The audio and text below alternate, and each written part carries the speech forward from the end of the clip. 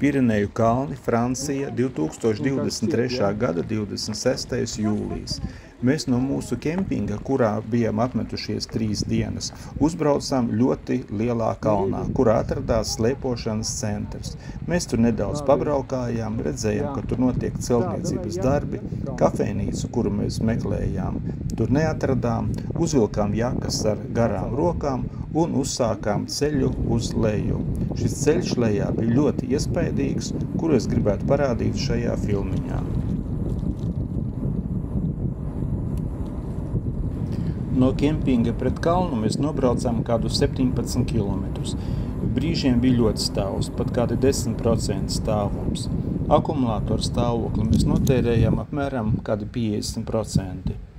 Pirms braukšanas lejā vēl neliela pauzīte mums bija, un tad mēs uzsākām interesanto ceļu lejup.